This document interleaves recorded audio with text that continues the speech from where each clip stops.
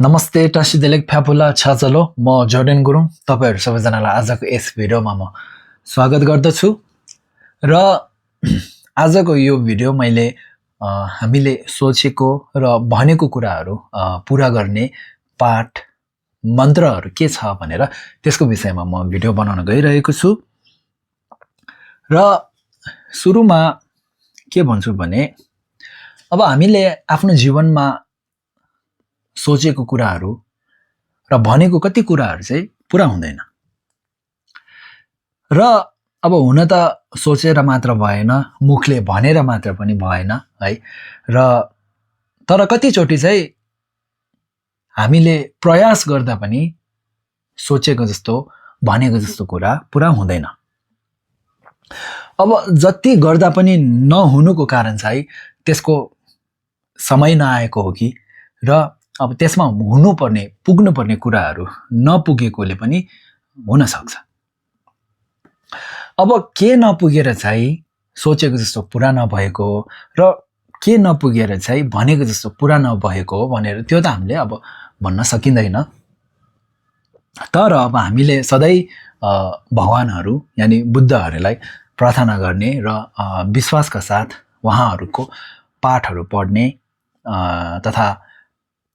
मन्त्रहरु जप्ने गर्यो भने अवश्य एक दिन सोचेको जस्तो भनेको जस्तो कुराहरु पूरा हुन्छन् है अब यो भनेको जस्तो पूरा हुने यानी सोचेको जस्तो पूरा हुने पाठ के छ भन्दाखेरि पाठ चाहिँ यस प्रकारको छ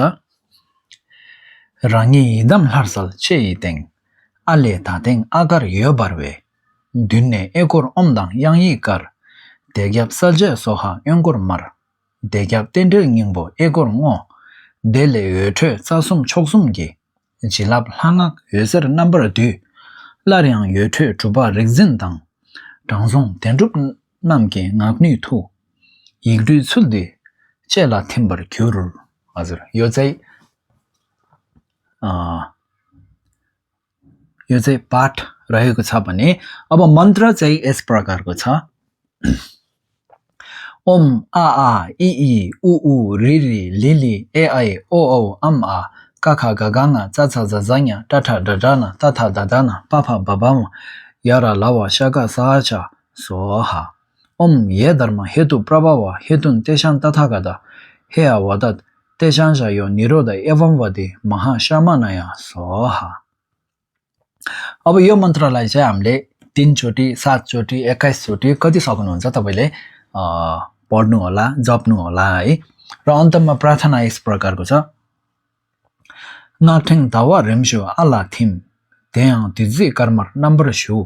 चेला थिम्बे निबे तोपदेन ग्युर दागी चेइ वाङबोला तेसे पोपा तेम्ब्र शो छिगी सिजी थुदेनी सेमजेन थामजे दुलवर शो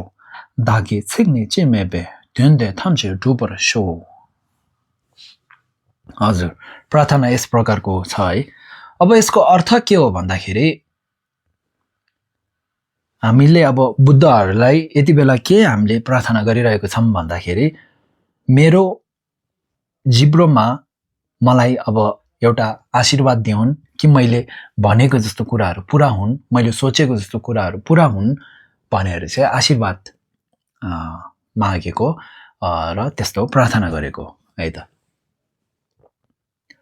हजुर यो चाहिँ थियो अब हामीले सोचेको जस्तो भनेको जस्तो कुराहरु पूरा हुने पाठ र त्यसको मन्त्र अनि प्रार्थना हजुर अनि यस्तै गरी अब अरु धर्म सम्बन्धित